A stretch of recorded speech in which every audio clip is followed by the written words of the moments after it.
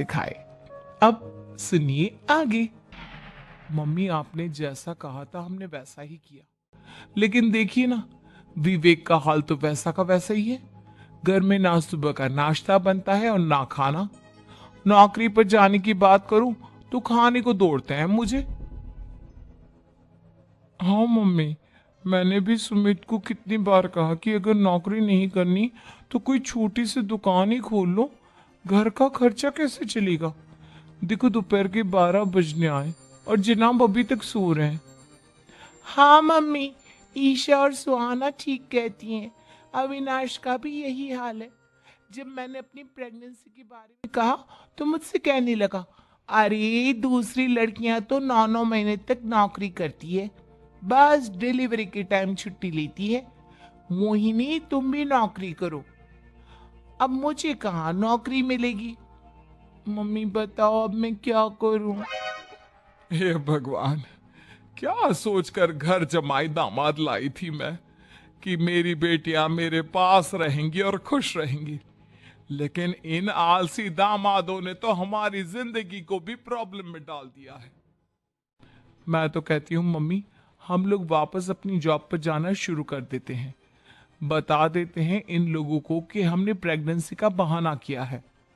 नहीं नहीं बेटा, ऐसी गलती भी मत करना। अगर तुमने ऐसा किया तो इन तीनों की आदत और खराब हो जाएगी। अरे आज नहीं तो कल कभी तो तुम प्रेग्नेंट होगी, तब वापस यही प्रॉब्लम आएगी। तब क्या करोगी तुम तीनों? हाँ मम्मी, आपकी बात तो बिल्कुल सही है। इन लोगों को तो सुधारना ही पड़ेगा। लेकिन कैसे? अपने बच्चों के आने की खबर सुनकर भी इन लोगों पर कोई असर नहीं हो रहा। पैसे कमाने के लिए घर से बाहर निकलना ही नहीं चाहते ये तीनों। अब मेरे दिमाग में एक प्लान आया है। तुम तीनों चिंता मत करो, उन तीनों को बुलाओ, फिर मैं बात करती हूँ। थोड़ी देर बाद कावेरी जी अपने तीनों दामादों को सामने बुलाकर अपनी बात कहना शुरू करती हैं। अविनाश, सुमित और विवेक, देखो बेटा, मैं ना तुम तीनों से बड़ा प्यार करती हूँ, इसीलिए तो तुम्हें घर जमाए बनाकर रखा है मैंने। अरे मम्मी जी, सीधे सीधे कहिए ना, क्या बात है? प्यार तो हम भी आपको बहुत करते हैं। अरे मम्मी जी, आपकी इज्जत भी बहुत करते हैं। अरे भाई, आपके जैसी सास और कमाने वाली बीवी सबको मिलती है क्या? हाँ मम्मी, विवेक और सुमित ठीक कह रहे हैं। आपकी बेटी से शादी करके मेरी तो जिंदगी ही अच्छी हो गई है।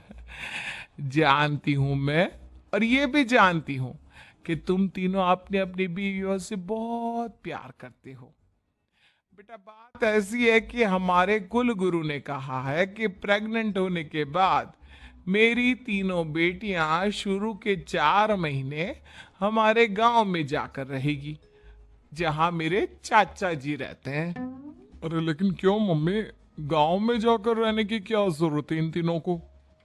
वो क्या है ना बेटा, हमारे परिवार को एक श्राप है। अगर मेरी बेटियों ने यहाँ पर बच्चा पैदा करने की कोशिश की तो उनके बच्चों को कुछ भी हो सकता है। इसलिए अब से लेकर 4 महीने पूरे होने तक इन्हें गांव वाले घर में रहना पड़ेगा। हाँ, तो इसमें प्रॉब्लम क्या है मम्मी जी? हम भी वहां जाकर रहेंगे, पिकनिक मनाएंगे। अरे भाई, बीवी जहाँ हम भी वहाँ। हाँ यार, आइडिया तो बहुत अच्छा है। शहर की जिंदगी में रह रहकर परेशान हो चुके हैं, अब कुछ दिन गांव में बिताएंगे। तुम लोग समझने की कोशिश क्यों नहीं करते? तुम में से कोई भी वहां नहीं जा सकता, और मैं यहां रहूंगी ना तुम तीनों के साथ। 4 महीने की तो बात है, उसके बाद ये तीनों ही लौट कर आ जाएंगी। ठीक है मम्मी जी, अब हमारे बच्चों का सवाल है तो ये तो करना ही पड़ेगा। कावेरी अपनी तीनों बेटियों को कुछ दिन के लिए घर से बाहर कहीं दूसरे शहर में रहने के लिए भेज देती है।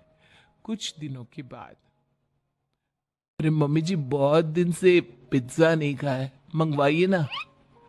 क्या बताऊं बेटा, पहले तो बेटियां खर्चा दे देती थी क्योंकि उनकी नौकरी थी, लेकिन अब तो मेरे पास पैसे ही नहीं बचे। थोड़े बहुत पैसे हैं जो बच्चों की डिलीवरी में काम आएंगे। लेकिन मम्मी जी, आपकी बेटियों को वापस आने में तो अभी बहुत वक्त बाकी है। वही सोच सोच कर परेशान हो रही हूँ। सोच रही हूँ कल से दूध भी बंद करवा देती हूँ। अब दूध वाले को देने के लिए पैसे भी तो नहीं है ना। अरे नहीं नहीं मम्मी जी, अगर दूध भी बंद करवा दोगी तो मुझे चाय कहाँ से मिलेगी? और चाय के बिना मैं तो मर ही जाऊंगा। क्या करूं बेटा, इसके अलावा हमारे पास कोई ऑप्शन नहीं है। मेरे पास पैसे ही नहीं बचे। इस तरह कावेरी जी धीरे धीरे अपने तीनों दामादों को पैसे देना बंद कर देती हैं और घर में खाने पीने की चीजें लाना भी बंद कर देती है। अब वो तीनों बुरी तरह से परेशान होने लगे थे और इसलिए एक दिन तीनों प्लान करके घर से बाहर निकलते हैं और बाजार में जाने के बाद, यार अच्छा खाना खाए हुए कितने दिन हो गए, पता नहीं कब अच्छा खाना मिलेगा। हमारी बीवियों के जाने के बाद तो हमारी हालत भिखारियों जैसी हो गई है यार। कुछ भी हो, मुझे तो आज पिज्जा खाना ही खाना है। जेब में 1 रुपया नहीं और पिज्जा खाएगा, कहां से आएंगे पैसे? अरे देख वहां सामने बोर्ड पर क्या लिखा हुआ है। कंप्यूटर पर काम करने के लिए एक आदमी की आवश्यकता है। भाई मैं तो जा रहा हूँ, काम करूंगा और शाम तक पैसे लाकर आराम से पिज्जा खाऊंगा। जा जा, तुझे कोई काम नहीं देने वाला, हम तो घर जा रहे हैं। चल भाई सुमित। सुमित और अविनाश वहां से चले जाते हैं और विवेक उस कंप्यूटर शॉप पर सारा दिन काम करके 5,000 रुपए कमा कर घर लौट कर आता है और अपने खाने के लिए अच्छी अच्छी चीजें भी लेकर आता है। ये देखकर विवेक और सुमित के दिल में भी कुछ पैसे कमाने की इच्छा जागती है। अरे सुबह सुबह कहाँ चल दिए तुम? मम्मी जी एक बहुत अच्छी जगह मिली है। कंप्यूटर पर काम करने के 5,000 मिले थे कल मुझे। अगर रोज काम करूंगा तो पूरे 40,000 की तनख्वाह। अरे वाह, ये तो बहुत अच्छी बात है दामाद जी, आपको जाना ही चाहिए। सुमित और अविनाश विवेक को इस तरह तरक्की करते देखकर परेशान हो जाते हैं और वो दोनों भी काम की तलाश में निकल पड़ते हैं। धीरे धीरे उन दोनों को भी काम मिल जाता है। अब कावेरी के तीनों दामाद छोटी मोटी नौकरी करके अच्छा पैसा कमाने लगे थे। एक दिन कावेरी उन्हें अपने पास बुलाती है। अरे वाह, विवेक 40,000 कमा लेता है, अविनाश 60,000 और सुमित तुम भी 40,000 के आसपास कमा ही लेते हो। कुल मिलाकर तुम अच्छे खासे पैसे कमा रहे हो बेटा। हाँ मम्मी जी, बहुत मजा आता है जब महीने के एंड में मोटी रकम हाथ में आती है। पूछिए मत मम्मी जी, घर में रहकर रोटी बना बना कर और तो जैसा महसूस होने लगा था मुझे तो। हाँ बेटा, तुम तीनों की बात तो बिल्कुल ठीक है। और जानते हो, अब तुम तीनों की पत्नियां भी वापस लौट कर आने वाली है। लेकिन मम्मी जी अभी तो उन्हें गए सिर्फ 2 महीने हुए हैं। आपने तो कहा था वो 4 महीने के बाद लौट कर आएंगी।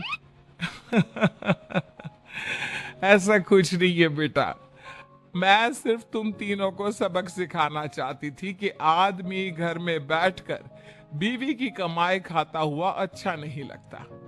इस दुनिया में हर इंसान को मेहनत करनी चाहिए, काम करना चाहिए, चाहे वो औरत हो या आदमी, ताकि अपने परिवार को संभाल सके।